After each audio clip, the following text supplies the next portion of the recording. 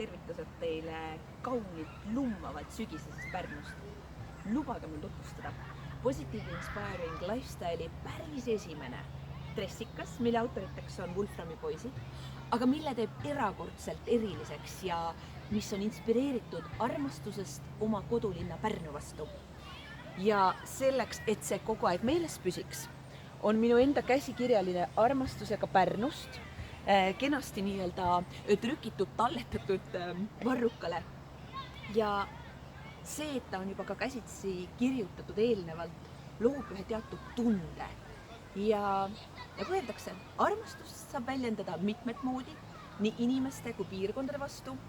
Üks väljendus Pärnu ja elu enda vastu on nii-öelda valminud või siis nii-öelda seda sümboliseerib seesama imeilus, helesinise, valge ja kuldse äärega dressikas.